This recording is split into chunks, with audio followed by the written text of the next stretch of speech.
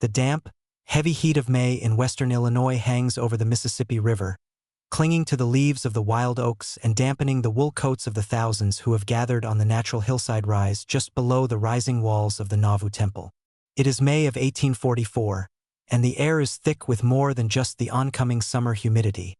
It is charged with an unspoken, heavy anticipation of an ending. Joseph Smith stands on a rough-hewn wooden platform constructed beneath the trees, his boots coated in the light gray dust of the construction site, his eyes scanning the crowd of face after face of men and women who have left behind everything they knew in New England, Ohio, Canada, and the mills of England to stand in this swampy bend of the river.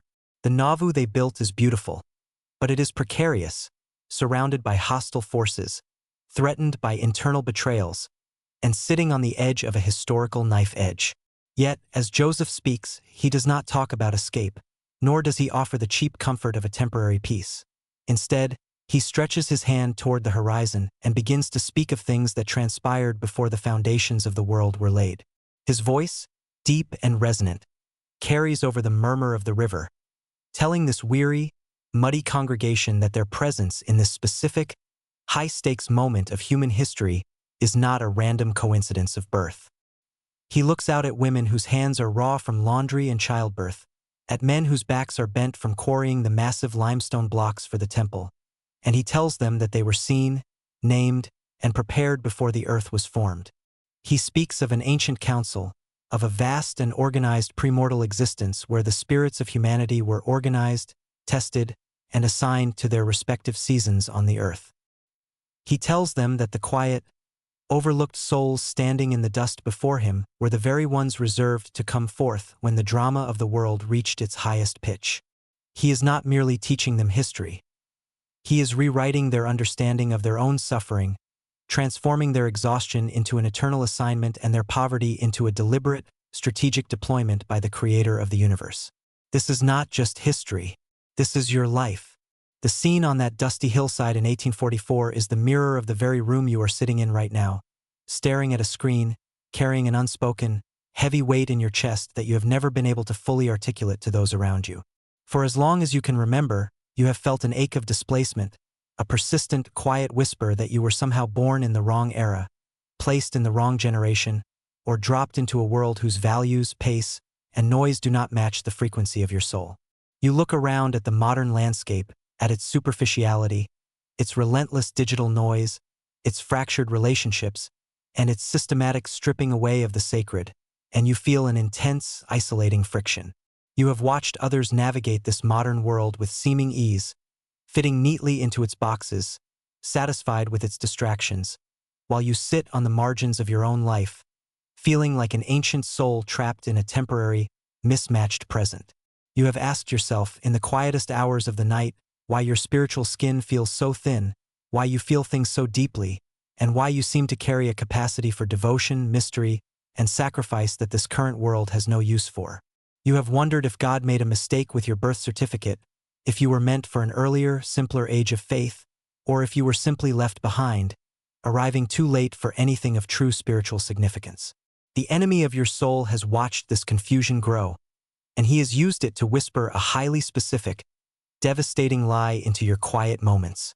He has told you that your feeling of being out of place is proof of your irrelevance.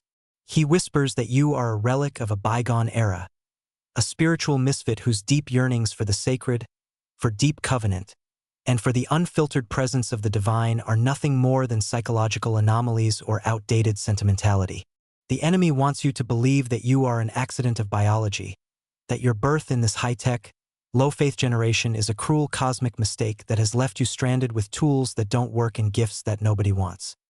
He tells you that the great battles of faith have already been fought and won by giants of old, that the age of miracles is dead and buried, and that your life is destined to be a quiet, meaningless drift through the gray twilight of a decaying world.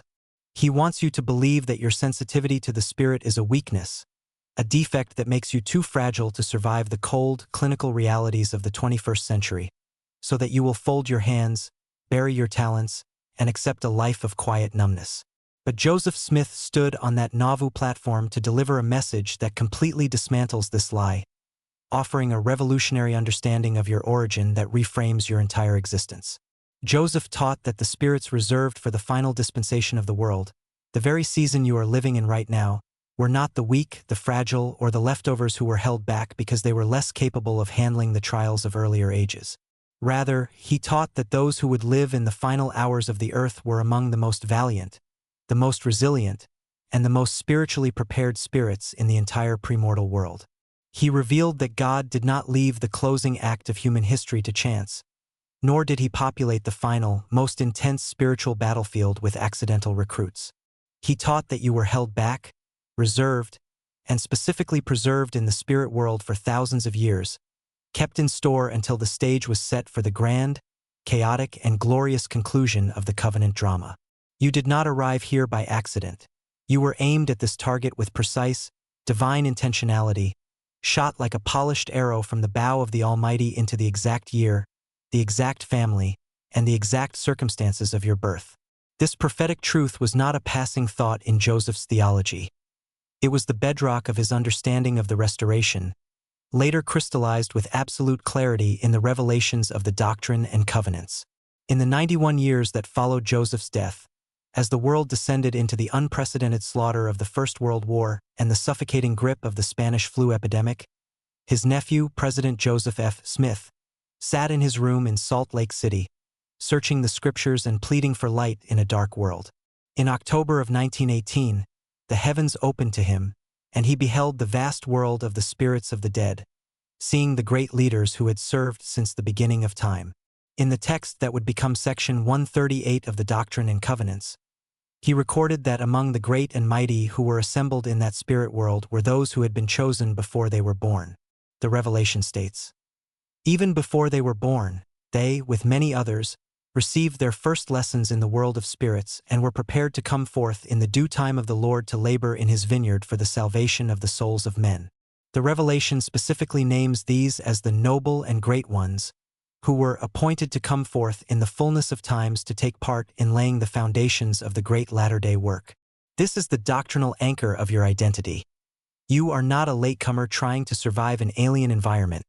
You are a prepared soul sent to a designated post. To understand this is to understand the true meaning of what the scriptures call the dispensation of the fullness of times. A dispensation is not merely a period of time. It is a stewardship, a specific pouring out of divine light, authority, and keys from heaven to earth. The fullness of times is the great gathering place of all previous dispensations, the ocean into which every river of ancient revelation, power, and covenant flows. This means that the spiritual environment you are living in is uniquely dense, containing both the highest concentration of divine light and, consequently, the most intense concentration of darkness and opposition the world has ever seen. If you feel a constant, heavy friction in your life, it is not because you are failing or because God has abandoned you. It is because you are living in a high-gravity spiritual zone. A specialized soldier is not deployed to a quiet, secure base. They are sent to the front lines where the conflict is most volatile.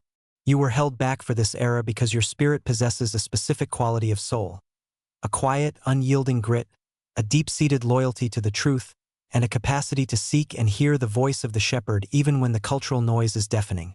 That was deemed necessary for this final hour. When you apply this principle directly to your present life, the narrative of your struggles shifts from a story of victimization to a chronicle of training. Every rejection you have experienced, every season of crushing loneliness, every time you have felt like an outsider in your own family, your own church, or your own community, was not a waste of your time. It was the necessary friction required to strip away your dependence on the approval of this world. God could not afford to have the spirits of the last days dependent on cultural applause, because the culture of the last days is designed to drift away from the shore of eternal truth. If you had fit in perfectly with your peers, if you had felt completely at home in the shallow waters of modern life, you would have been swept away by the current of this generation. Your discomfort was your protection. The isolation that you interpreted as a curse was actually a divine quarantine, keeping you separate, keeping you hungry for the deep things of God, and forcing you to develop a vertical connection to heaven because you could find no horizontal comfort on earth. Look closely at your life through this lens, and you will see that the very traits you thought were liabilities are actually your specialized equipment for this assignment. Your intense sensitivity, which has often made you feel too raw for this world, is the exact radar you need to detect the subtle movements of the Holy Spirit amidst the noise of the 21st century. Your deep, aching desire for something authentic, which has made you dissatisfied with superficial religion and shallow relationships, is the divine compass guiding you to lay hold of the actual power of godliness. Your capacity to endure long periods of silence and waiting, which has often felt like abandonment, is the spiritual stamina you cultivated in the premortal world, proving that you can stand firm even when the visible signs of God's presence are obscured by the fog of the world. You are not a fragile instrument that was dropped by accident into a harsh environment. You are a heavy-duty, finely calibrated tool designed specifically to cut through the unique hardness of this modern wilderness. This means you must stop looking back at the past with a sense of nostalgic grief, wishing you had lived in the days of the early pioneers, the ancient prophets, or the physical ministry of Christ. Those were glorious eras, but they were not your eras. If you had been born then, you would not have been available for the specific work that only your hands, your heart, and your unique testimony can perform right now. You were aimed at this specific hour because the Father knew that you would not break under the weight of modern skepticism, that you would not sell your birthright for the temporary comforts of a digital empire, and that you would have the courage to stand as a witness of the restoration when the world considers it foolishness. The generation you live in is not a biological accident. In the economy of heaven, it is your direct, personal assignment. You are here to represent the covenant in a time of unprecedented collapse, to carry the light of Christ into corners of human experience that have never known it, and to prepare the way for the return of the King. Let this truth settle into the deepest recesses of your bones, clearing away the lingering fog of self-doubt, inadequacy, and exhaustion that has paralyzed your progress.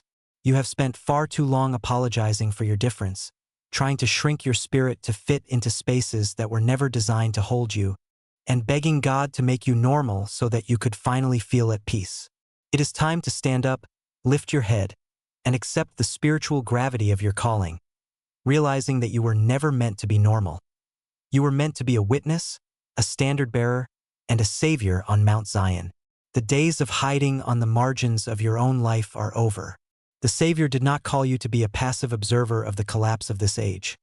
He called you to be an active, conscious participant in the gathering of Israel, standing in your appointed place with the calm, unshakable assurance of someone who knows they have already been tested, approved, and commissioned by the Father himself. Now, let us speak this truth directly into the spiritual atmosphere, letting the heavens and the earth hear your agreement with your divine deployment, binding your soul to the covenant assignment you accepted before the world began. I was not born too late. I was appointed for this moment. The generation I was placed in is not an accident. It is my assignment.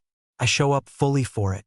I release the lie that I am a mismatch for this world or that my spiritual sensitivity is a weakness.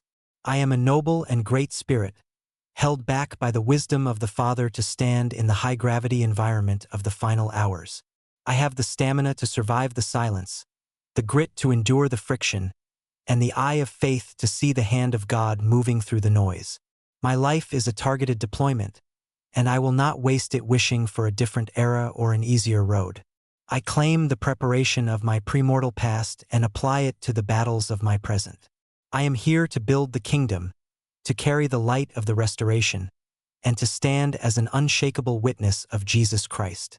I am not afraid of the darkness of this age, for the light within me has been gathering strength for thousands of years. I am chosen, I am here on purpose, and my harvest is sure.